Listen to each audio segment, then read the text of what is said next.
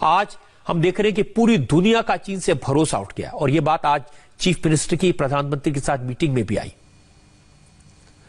America की 200 कंपनियां चीन से बाहर निकलना चाहती हैं।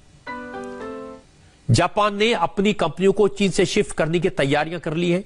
चीन से जापान का $2.2 बिलियन का बिजनेस चला जाएगा। और आज प्रधानमंत्री ने कहा, मुख्यमंत्रियों ने इस बात को माना कि यह भारत के लिए बड़ी अपॉर्चुनिटी हो सकती है।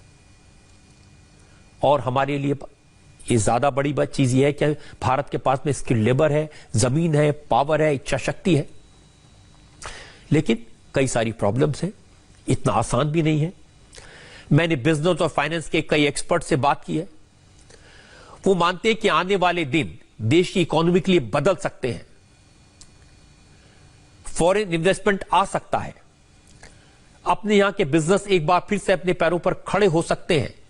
हमारी इकोनॉमी मजबूत है और मजबूत हो सकती है, दुनिया की बड़ी अर्थव्यवस्था बन सकती है। लेकिन इसके लिए कुछ करेक्शन जरूरी है। इन एक्सपर्ट्स का कहना है कि 4 बातें जरूरी हैं और मुझे लगता है ये ठीक भी है। पहली, टैक्स टेररिज्म बंद हो। आतंकवाद जो टैक्स के नाम पर फैलता है, डर वो खत्म होना चाहिए। लेबर रिफॉर्म्स हो, लैंड एक्विजिशन का रास्ता आसान हो और बिजनेस करने वालों को कोर्ट कचहरी का डर न हो। इनमें से कुछ एरियाज में काम हुआ भी है, लेकिन ग्राउंड पर उसका कोई ज्यादा असर दिखाई नहीं दिया। आज लोगों में भरोसा पैदा करने की जरूरत है और मेरे हिसाब से इस संकट की स्थिति में, जैसे सब राज्य सरकारें और केंद्र कोरोना से मिलकर लड़ रहे हैं, बिजनेस खड़ा करने के लिए सबको आपसी मतभेद भुलाने होंगे। मैं एक एग्जांपल आपको देता हूं, कैसे जब राज्यों में और केंद्र में टकराव होता है तो नुकसान बिजनेस का, काम का, डेवलपमेंट का होता है, लोगों के रोजगार पर असर पड़ता है। मुंबई से अहमदाबाद बुलेट ट्रेन चलाने का प्लान बना, सारा पैसा जापान देगा, लैंड एक्विजिशन भी हो गया, काम शुरू हो गया, लेकिन महाराष्ट्र में बीजेपी की सरकार नहीं बनी और नई सरकार ने इसे अटका दिया।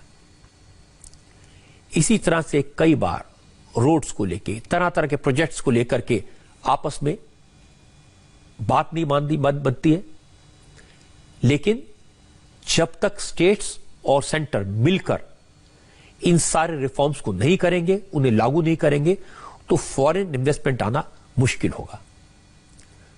फॉरेन इन्वेस्टर के पास में आज बहुत ज्यादा ऑप्शन नहीं है, यह समझना चाहिए।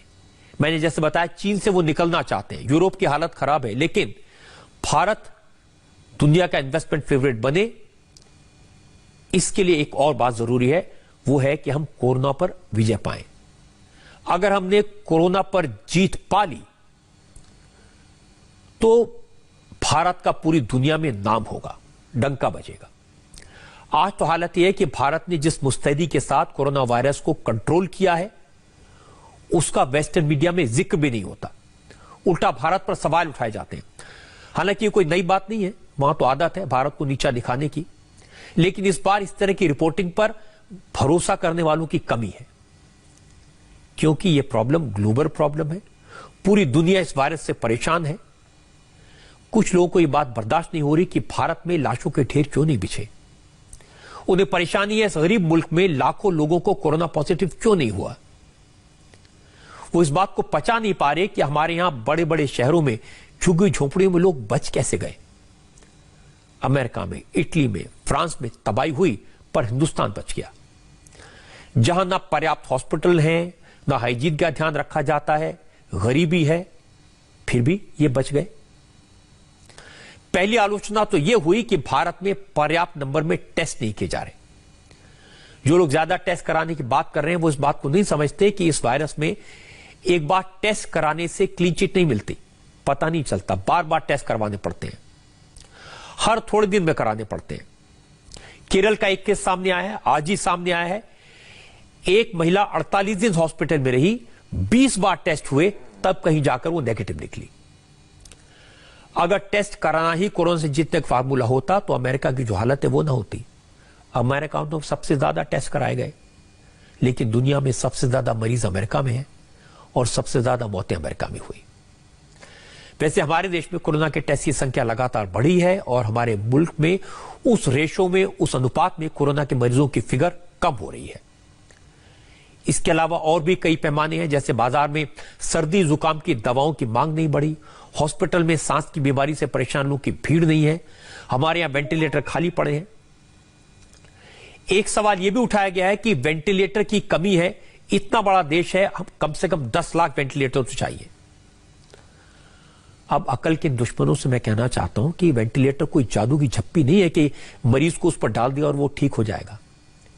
वेंटिलेटर तो एक मजबूरी होती है, इमरजेंसी होती है। वेंटिलेटर पर जाकर कम लोग वापस आते हैं, हम सब जानते हैं। मैं बड़े बड़े डॉक्टर्स को जानता हूं जो ये कहते हैं कि अगर उन्हें अपने पापा को या अपनी मम्मी को वेंटिलेटर पर डालना हो तो अवॉइड करेंगे। और दूसरी बात यह कि 10 लाख वेंटिलेटर को चलाएगा कौन? वेंटिलेटर को ऑपरेट करने के लिए आईसीयू में काम कर चुके अनुभवी डॉक्टर्स की जरूरत होती है। वेंटिलेटर पर रखे मरीज को सीडेट करना होता है, एक्सपर्ट एनेस्थेसिस्ट की जरूरत होती है जो उन्हें एनेस्थीसिया दे सके।